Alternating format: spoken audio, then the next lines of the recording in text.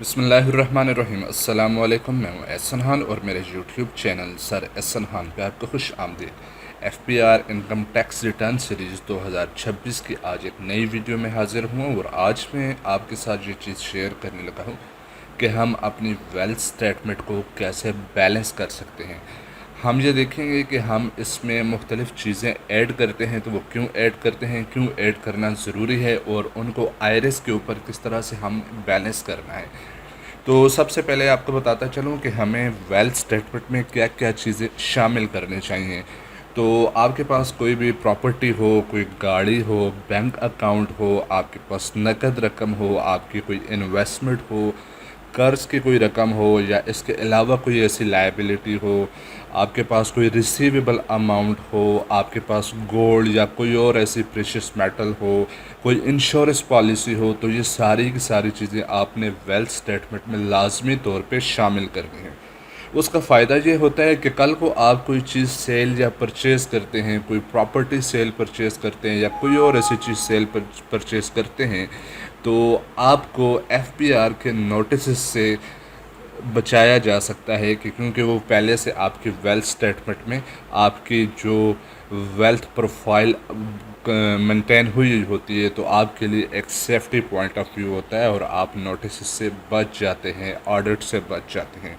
तो अब इस चीज़ को हम देखेंगे कि अगर आप वेल्थ स्टेटमेंट को किस तरह इसमें चीज़ें शामिल करनी है। तो वैसे तो मैं अपने मुख्तलिफ़ वीडियोस में छोटे छोटे टॉपिक के हम फ़लाँ चीज़ किस तरह से अपनी वेल्थ स्टेटमेंट में शामिल कर सकते हैं, तो अगर आपने मेरी वो वीडियोस नहीं देखी हुई तो मैंने मौजूदा वीडियो के डिस्क्रिप्शन में प्लेलिस्ट का लिंक प्रोवाइड किया हुआ है, आप लाजमी विज़िट कीजिएगा।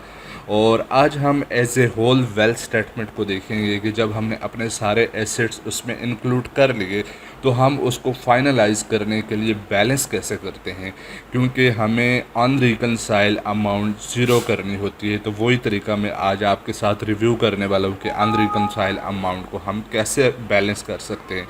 तो उसके लिए आपने यहाँ पे वेल्थ स्टेटमेंट पे क्लिक करना है और यहाँ पे पहले हम जाते हैं पर्सनल एसेट्स एंड लायबिलिटीज़ में। तो यहाँ पे इमूवेबल प्रॉपर्टी, अब मैंने इमूवेबल प्रॉपर्टी जिस तरह आपको सिखा चुका हूँ कि आप किस तरीके से यहाँ पे प्रॉपर्टी ऐड कर सकते हैं, कि आपने ये सारी इन्फॉर्मेशन उसमें ऐड करनी है। Property type, date of acquisition, land measuring unit और उसका एरिया, कॉस्ट, और ये सारी चीज़ें आप जब ऐड करके इसको सेव करेंगे तो आपके सामने इस तरह से एंट्री आ चुकी होगी। मैंने दो प्रॉपर्टी यहाँ पे ऐड की हुई है और उनकी मालियत आपको ये नज़र आ रही होगी, प्रॉपर्टी 1 की और ये प्रॉपर्टी 2 की। ये दो प्रॉपर्टीज़ मैंने ऐड की हुई हैं। फिर उसके बाद अगर मज़ीद इसको स्क्रॉल करें तो यहाँ पे फाइनेंशियल एसेट्स एंड इन्वेस्टमेंट की अगर हम बात करें तो आप इसमें प्लस का आइकन क्लिक करके इसमें बाकी चीज़ें भी ऐड कर सकते हैं अपनी ज़रूरत के मुताबिक। तो मैंने ये 3 आइटम ऐड किए हुए हैं जिसमें मैंने इन्वेस्टमेंट, बैंक अकाउंट और कैश इन हैंड को शामिल किया हुआ है। तो मैंने यहाँ पे लिखा हुआ है कि ये मेरा बैंक अकाउंट का बैलेंस है, ये मेरी इन्वेस्टमेंट है और ये कैश इन हैंड यानी कि मेरे पास जो नकद रकम अवेलेबल है। ये सारी चीज़ें ऐड करने के बाद मज़ीद स्क्रॉल करें तो यहाँ पे मूवेबल एसेट्स की बारी आती है, जिसमें आप प्लस के आइकन पे क्लिक करके ये बाकी चीज़ें शामिल कर सकते हैं अपनी ज़रूरत के मुताबिक। तो मैंने एग्जांपल के लिए 3 आइटम यहाँ पे ऐड किए हुए हैं। मेरे पास एनिमल्स हैं जिनकी कॉस्ट ये बनती है, मेरे पास एक मोटर व्हीकल जिसकी कॉस्ट ये मैंने लिखी हुई है, और यहाँ पे गोल्ड मेरे पास अवेलेबल है जिसकी कॉस्ट मैंने यहाँ पे लिखी हुई है। सारा मैंने एग्जांपल के तौर पे एक सिनेरियो क्रिएट किया, आप अपनी प्रोफाइल के अकॉर्डिंग इसमें वैल्यूज़ ऐड करेंगे। तो जब हम नीचे स्क्रॉल करते हैं तो यहाँ पे आते हैं टोटल एसेट्स। तो ये जो मैंने वैल्यू जितनी भी उधर ऊपर यहाँ से लेके इसको मज़ीद स्क्रॉल करें और यहाँ तक जितनी भी चीज़ें ऐड की हैं, तो इन सब को सम करने पर मुझे ये वैल्यू मिलती है जो कि मेरे टोटल एसेट्स बनते हैं। अब यहाँ पे आते हैं कि मैंने यहाँ पे बारो अमाउंट लिखी हुई है कि मैंने 60 लाख का लोन लिया हुआ है। तो वो मैंने 60 लाख का लोन लिया हुआ है, तो ये टोटल लायबिलिटी आ चुकी है। तो अब ये टोटल एसेट्स ये वाले जो बन रहे हैं यहाँ पे, और ये वाला लोन इसमें से माइनस करके मेरे पास नेट एसेट करंट ईयर ये वाली वैल्यू आ चुकी है।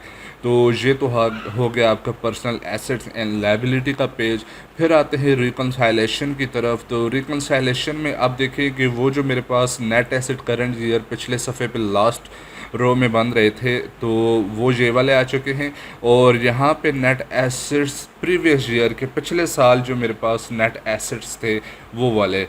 तो अब यहाँ पे देखते हैं कि उनमें इंक्रीज़ या डिक्रीज़। तो अगर यहाँ पे डिक्रीज़ होगा तो ये नेगेटिव वैल्यू होगी, यहाँ पे इसके साथ नेगेटिव का साइन नहीं है, तो इसका मतलब कि मेरा एसेट्स में इंक्रीज़ आया है। तो ये तो हो गए नेट एसेट्स और प्रीवियस ईयर एसेट्स और उनमें इंक्रीज़ और डिक्रीज़। फिर इसको मज़ीद स्क्रॉल डाउन करते हैं तो ये इनफ्लो की बारी आती है। इनफ्लो का मतलब कि इस साल के दौरान लास्ट फाइनेंशियल ईयर में आपके पास कौन कौन सी रकम आई है जो आपने रिसीव की है। वो मैंने क्या रिसीव किए कि बतौर सैलरी मैंने इनकम जो रिसीव की है वो ये वाली आ चुकी है। और ये मुझे फ़ॉरेन रेमिटेंस रिसीव हुई है। फ़ॉरेन रेमिटेंस का तरीका भी मैंने सिखाया हुआ है। इसके अलावा अगर आपको कोई इनहेरिटेंस मिली है, गिफ्ट मिला है, तो इस पर मैं वीडियोस बना चुका हूँ कि आपने कैसे ऐड करनी है। और contribution by expense, contribution in expense by family members के आपके भाई ने, आपके वालिद ने, आपकी सिस्टर ने आपके साथ जो कॉपरेट किया है घर के अखराजात को चलाने के लिए जो रकम दी है, तो वो ये रकम यहाँ पे आप ऐड कर सकते हैं। तो अब इन सब को ना ये वाली वैल्यू, ये वाली वैल्यूज़ और ये वैल्यूज़, इन तीनों को ऐड करने पर मेरे पास जो इनफ्लो अमाउंट आती है वो ये वाली आती है 37,50,000। इसको मज़ीद स्क्रॉल करते हैं तो यहाँ पे आउटफ्लो की बारी आती है। यहाँ पे ना आप ये समझ लें कि ये एक बैलेंस शीट है। जिस तरह एक्सेल शीट में हम डाटा पुट करते हैं और उसको बैलेंस करते हैं, बिल्कुल वही चीज़ है। तो आउटफ्लो की अगर हम बात करें तो यहाँ पे पर्सनल एक्सपेंसेस को आप यहाँ पे ऐड करके, इसमें बहुत सारी चीज़ें हैं जिस तरह ये medical, educational, function, gathering, local travelling और ये वाटर, गैस, इलेक्ट्रिसिटी, टेलीफोन वगैरह, ये सारे एक्सपेंसेस आप सेपरेटली भी ऐड कर सकते हैं। मैंने इस वीडियो को मुख्तसर करने के लिए हाउस होल्ड एक्सपेंसेस में डायरेक्ट यहाँ पे एक वैल्यू लिख ली है कि मेरे पास जो एक्सपेंस आया है हाउस होल्ड का वो 30 लाख का आया है। तो अब यहाँ पे अगर हम ऊपर जाके देखें तो ये 37,50,000 रुपये हमारे पास इनफ्लो थे, यानी कि ये हमारी इस साल की आमदनी थी। और यहाँ पे ये 30 लाख है, ये हमारे इस साल के अखराजात हैं। तो ये जो वैल्यू मेरे पास आ रही है इसमें 37,50,000 का जो इनफ्लो बना है और यहाँ पे 30 लाख का जो मेरा आउटफ्लो बना है, यानी कि वो ऊपर 37,50,000 मेरी आमदनी थी और ये वाले अखराजात हैं। तो अब अगर हम कैलकुलेशन की तरफ जाएं तो ये मैंने कैलकुलेटर पे लिखा है 37,50,000। यहाँ पे मैं लिखता हूँ 37,50,000 और इसमें से माइनस करते हैं जो हमारे अखराजात हैं 30 लाख के, तो मेरे पास बचता है 7,50,000। अब 7,50,000 को हमने यहाँ पे देखना है कि हमारे पास जो इंक्रीज़ इन एसेट्स आया है तो ये माइनस करते हैं, तो 9,60,860 रुपये। तो ये मेरे पास बचते हैं 2,10,860। तो यानी कि मेरे जो इनफ्लो यानी कि आमदनी और उसमें से मैंने माइनस किए अपने अखराजात यानी कि आउटफ्लो, तो 7,50,000। और 7,50,000 में ये जो इंक्रीज़ एंड डिक्रीज़ है ये एडजस्ट करने के बाद मेरे पास ये वाली रकम अवेलेबल है जो कि बच चुकी है। तो मैं इसको कॉपी करूँगा। अगर आपके कोई और ऐसे अखराजात हैं, कोई आपने गिफ्ट वगैरह किया हुआ है या कोई और ऐसी चीज़ है, तो आप उसको ऐड कर सकते हैं। और मैं क्या करता हूँ कि इस रकम को यहाँ पे पर्सनल एसेट्स एंड लायबिलिटीज़ में लेके जाता हूँ। और यहाँ पे मेरे पास जो कैश इन हैंड पहले 50,000 था, तो वो वाला जो 2,10,860 है वो मैं इसमें शामिल कर लेता हूँ। और फिर मैं आपको इसको दिखाता हूँ कि क्या चेंज आई है। तो ये जो मेरे पास 2,10,000 है तो ये बन जाएगा 50,000 शामिल करने के बाद 2,60,000। और इसको मैं कैलकुलेट करता हूँ और फिर हम रिकनसाइलेशन पे जाके देखते हैं कि हमारी रिकनसाइल अमाउंट ज़ीरो हुई है यानी, बल्कि यहाँ पे 28,000। इसको हम ऐसा करते हैं कि इसका एक आसान तरीका है कि मैं कैश इन हैंड को फ़िलहाल यहाँ पे ज़ीरो करता हूँ।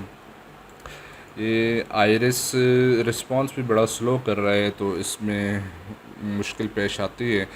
रिकनसाइलेशन ऑफ नेट एसेट्स पे हम आए और इसको मैं अब कैलकुलेट करूं तो ये मेरे पास वैल्यू आ चुकी है। इसको मैं कॉपी करता हूं और फिर यहाँ पे मैं लेके आता हूं और ये जो मैंने ज़ीरो वैल्यू पुट की थी तो अब वो वैल्यू मैं यहाँ पे पेस्ट कर लेता हूँ। तो फिर इसके बाद हम इसको कैलकुलेट पे क्लिक करते हैं और देखते हैं क्या रिज़ल्ट निकलता है। तो मैं दोबारा रिकनसाइलेशन ऑफ नेट एसेट्स पे आता हूँ और स्क्रॉल डाउन करता हूँ तो यहाँ पे अनरिकनसाइल अमाउंट ज़ीरो आ चुकी है। तो ये वो सारा ओवरव्यू था जिसमें हमने पर्सनल एसेट्स एंड लायबिलिटीज़ में अपने एसेट्स को मेंशन किया और यहाँ पे हमारे टोटल एसेट्स का डिफरेंस निकला।